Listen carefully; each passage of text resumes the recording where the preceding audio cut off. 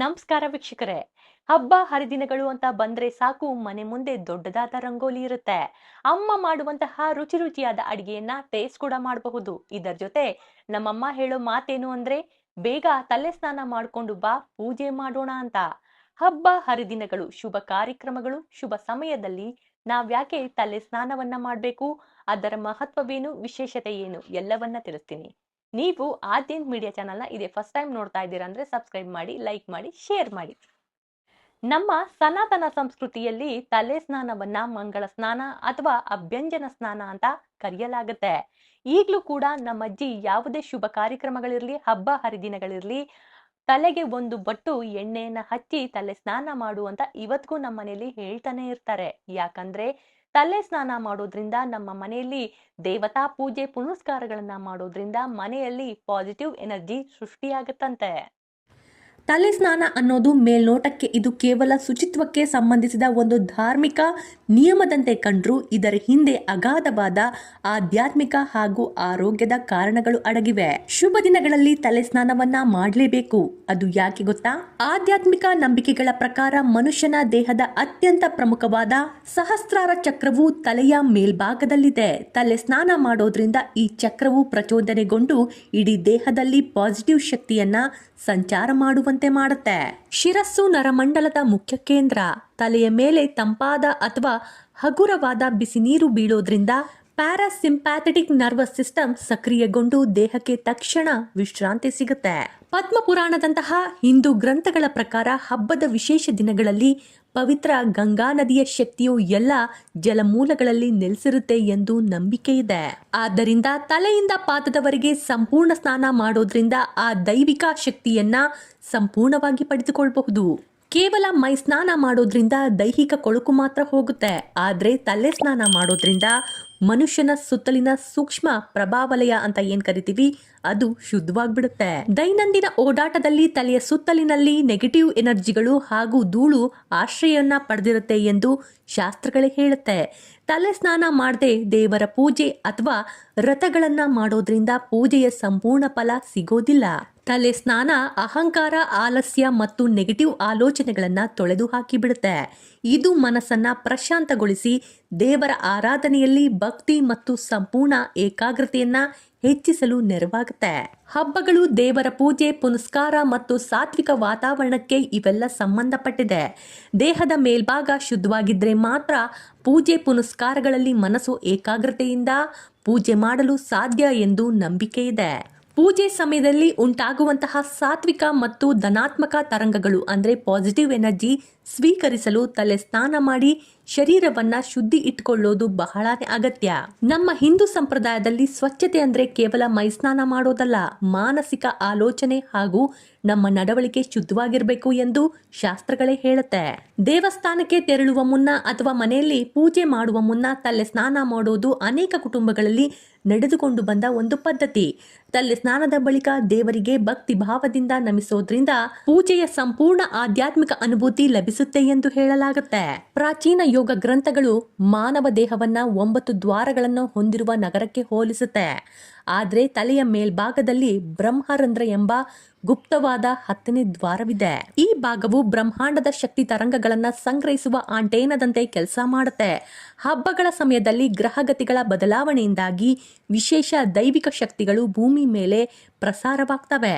ತಲೆ ಸ್ನಾನ ಮಾಡೋದ್ರಿಂದ ಈ ಕೇಂದ್ರವು ಸ್ವಚ್ಛಗೊಂಡು ಆ ಶಕ್ತಿಯನ್ನ ಸುಲಭವಾಗಿ ಹೀರಿಕೊಳ್ಳಲು ಸಹಾಯ ಮಾಡುತ್ತೆ. ಹಿಂದೂ ಹಬ್ಬಗಳನ್ನ ಚಂದ್ರನ ಚಲನೆ ಅಂದ್ರೆ ತಿಥಿ ಮತ್ತು ಸೂರ್ಯನ ಸ್ಥಾನವನ್ನ ಆಧರಿಸಿ ಆಚರಣೆ ಮಾಡಲಾಗುತ್ತೆ. ಚಂದ್ರನ ಗುರುತ್ವಾಕರ್ಷಣೆಯು ಭೂಮಿ ಮೇಲಿನ ನೀರಿನ ಮೇಲೆ ಪ್ರಭಾವ ಬೀರುತ್ತೆ. ಮನುಷ್ಯನ ದೇಹದಲ್ಲಿರುವ ಜಲಾಂಶದ ಮೇಲೂ ಪ್ರಭಾವ ಬೀರುತ್ತೆ. ನಮ್ಮ ಮೆದುಳು ಮತ್ತು ನರಮಂಡಲ ಹೆಚ್ಚಾಗಿ ದ್ರವದಿಂದ ಕೂಡಿದೆ. ಶುಭ ಮುಹೂರ್ತದಲ್ಲಿ ಮಾಡುವ ತಲೆ ಸ್ನಾನವು ದೇಹದ ಒಳಗಿನ ಜಲತತ್ವವನ್ನ ಬ್ರಹ್ಮಾಂಡದ ಶಕ್ತಿಗೆ ಅನುಗುಣವಾಗಿ ಸಮತೋಲನಗೊಳಿಸಲು ಸಹಾಯ ಮಾಡುತ್ತೆ. ಹಬ್ಬಗಳು ಹೆಚ್ಚಾಗಿ ಸಂಕ್ರಾಂತಿ, ಯುಗಾದಿ, ದೀಪಾವಳಿ ಅಥವಾ ಋತುಪರ್ವಗಳ ಕಾಲದಲ್ಲೇ ಬರುತ್ತೆ. ಈ ಸಮಯದಲ್ಲಿ ಭೂಮಿಯ ಕಾಸ್ಮಿಕ್ ಕಿರಣಗಳು ಮತ್ತು ವಾತಾವರಣದ ತಾಪಮಾನ ಬದಲಾಗುತ್ತೆ.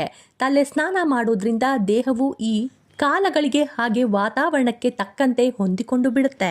ಮನುಷ್ಯನ ದೇಹದ ಸುತ್ತಲೂ ಪ್ರಭಾವಳಿ ಇರುತ್ತೆ. ದೈನಂದಿನ ಆಲಸ್ಯ, ನೆಗೆಟಿವ್ ಚಿಂತನೆಗಳು ಮತ್ತು ನಿದ್ರೆಯ ನಂತರ ಶರೀರದ ಮೇಲೆ ಆವರಿಸಿಕೊಳ್ಳುವ ತಮ್ಮ ಗುಣಗಳು ತಲೆಯಿಂದ ಕಾಲಿನವರೆಗೆ ನೀರು ಹಾರಿಸುವ ಶಿರಸ್ನಾನ ಮಾತ್ರ ಸಂಪೂರ್ಣವಾಗಿ ತೊಳೆಯಬಲ್ಲದು. ತಲೆ ಶುದ್ಧವಾಗಿದ್ರೆ ಮಾತ್ರ ಮನಸ್ಸಲ್ಲಿ ಸಾತ್ವಿಕ ಆಲೋಚನೆ ಹುಟ್ಟುತ್ತೆ. ಇದು ಮನೆಯಲ್ಲಿ ನಡೆಯುವ ಪೂಜೆ, ಹೋಮ, ಹವನಗಳಿಂದ ಬರುವ ಧ್ವನಿ ತರಂಗಗಳನ್ನ ಅಂದ್ರೆ ಮಂತ್ರಗಳ ವೈಬ್ರೇಷನ್ ಅನ್ನ ಸುಲಭವಾಗಿ ಸ್ವೀಕರಿಸಲು ದೇಹವನ್ನ ಸಿದ್ಧಪಡಿಸುತ್ತೆ. ಇನ್ನು ಆರೋಗ್ಯ ಪ್ರಯೋಜನಗಳ ಬಗ್ಗೆ ಮಾತಾಡಲೇಬೇಕು.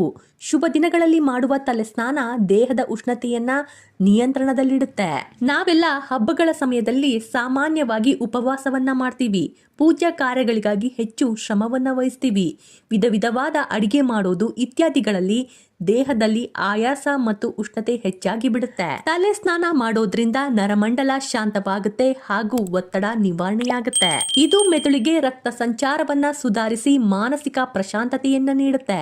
ದೇಹದಲ್ಲಿ ಪಿತ್ತ, ವಾತ ಮತ್ತು ಕಫ ಎಂಬ ದೋಷಗಳನ್ನ ಸಮತೋಲನಗೊಳಿಸಲು ತಲೆ ಸ್ನಾನ ಅತ್ಯಂತ ಸಹಕಾರಿಯಾಗಿದೆ. ಹಬ್ಬದ ದಿನದಂದು ಇಡೀ ದಿನ ಉಲ್ಲಾಸದಿಂದ ಮತ್ತು ಲವಲವಿಕೆಯಿಂದ ಇರಲು ಇದು ಸಹಾಯ ಮಾಡುತ್ತೆ. ತಲೆಗೆ ಎಣ್ಣೆ ಹಚ್ಚಿ ಸ್ನಾನ ಮಾಡೋದ್ರಿಂದ ತಲೆಯ ನರಗಳು ಉತ್ತೇಜನಗೊಂಡು ಮಾನಸಿಕ ಒತ್ತಡವು ಕಡಿಮೆ ಆಗ್ತಾ ಹೋಗುತ್ತೆ. ರಾತ್ರಿ ನಿದ್ರೆ ಮಾಡುವಾಗ ಅಥವಾ ದೈನಂದಿನ ಒತ್ತಡದಿಂದ ದೇಹದಲ್ಲಿ ಪಿತ್ತ ಸಂಗ್ರಹವಾಗಿರುತ್ತೆ.